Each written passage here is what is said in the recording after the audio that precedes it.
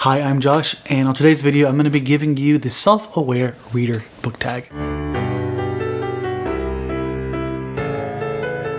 I am doing this video because I was tagged by Lisa from Literary Latina X. I will of course tag her above and below. The first question is, what most draws me into a story? Is it the plot, characters, writing style, atmosphere, or something else? And for this, I say it's a combination of characters and writing style. I can usually tell pretty early on if I'm going to like a book or not, based solely on the fact of how I'm responding, on how the author is writing. If I'm not liking the writing, I will tend to lose focus and not really retain what I'm listening to. The result, it's almost like a self-fulfilling prophecy. I convince myself I don't like the book because I don't like the book, but usually it stems largely from a writing style. It often does. With that said, I do like good characters. I think I respond better to characters I'm able to connect to and really relate to, more so than the plot of which they go through. I don't want just an action-heavy sequence of events, which, I mean, I don't mind that, of course, as long as I'm able to care about the characters. And quite frankly, I think that if I don't have some type of investment with a character, then I really don't care if things are happening. If you try to get me to read a situation that is supposed to be really intense, when it's happening to a character I have no investment in, one way or the other, whether it's good or bad, then I just won't really care. The next question is, what is a convention or trope that will immediately turn you off in your reading experience with a novel or story? And this one, I do not know. I don't know if I have any tropes I don't like. Oh God, I don't know. Is it a trope if it's just bad writing? What's the difference between a convention and a trope? I feel like I should still give a specific trope if I had to think of a trope I do not like. I really don't know. I don't like this question. I'm gonna move on. Number 3, what most appeals to you when reading nonfiction and makes you want to keep reading? Well, I think politics and history, based off the nonfiction tags that I already did and the history tag that I did, but particularly, I guess, things that are in politics. I like being able to feel invested in what's going on, either in the historical context or in the political situation that we're set in. I want to be able to make it feel like as if I'm reliving it with them. Like, not like a historical fiction book, but like if I'm listening to the news and I'm invested in what's going on today, I want to feel like that back then. I want to study how things are evolving in historical context. I guess that's what really pulls me in. I don't think I'm very self-aware. I'm really struggling with this tag. I don't think I'm very self-aware. I'm only on question 3. I suppose if we were thinking in terms of like a biography or a memoir, I want a cohesive story yet again. I feel like a memoir or autobiography needs to have a clear story, as opposed to, say, Betty White or Eddie Izzard's memoirs, where they are just felt more like excerpts of their life just thrown together without any cohesive story.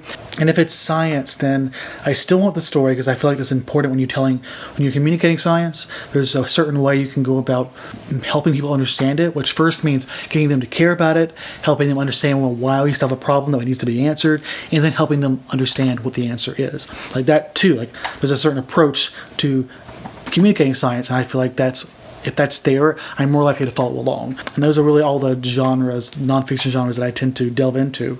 What is a nonfiction or trope in nonfiction that will turn you off in your reading experience? In case you can't tell, I did not read these ahead of time because I don't know. I don't think about tropes.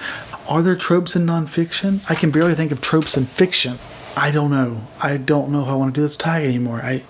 The only thing I can think of here is how I talked about how when you have a memoir autobiography and they're not really telling a story, and instead they're just throwing shit together to try and fill a page. Is that a convention? Is that a trope? I don't know. I'm not good at thinking on tropes because I'm not self-aware. I am not self-aware. That's what this tag is telling me. And number 5, would you say you read more for pleasure or enjoyment, or more to learn and exercise your brain? And this one's an interesting question. This one I think I can answer.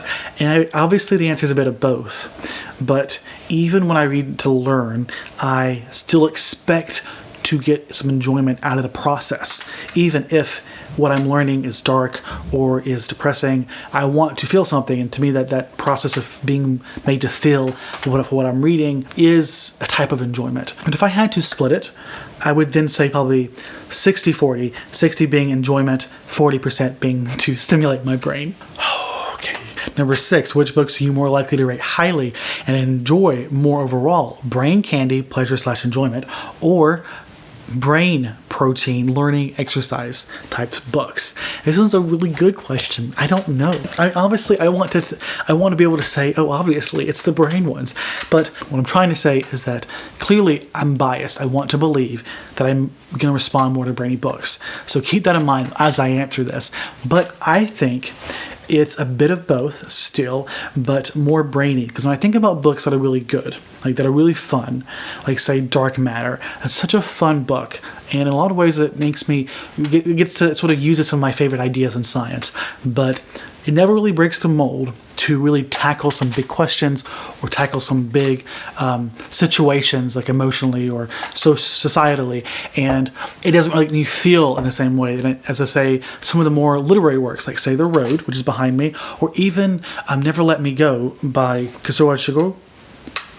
Here's the cover, or anything by Octavia Butler or N.K. Jemisin. These are books that are intricately woven, that are meant to stimulate the brain, but are still meant to be enjoyable. And I think they do both really well. And I think the reason they stand out as being superior to so many books, personally, is because they don't just go for the raw enjoyment.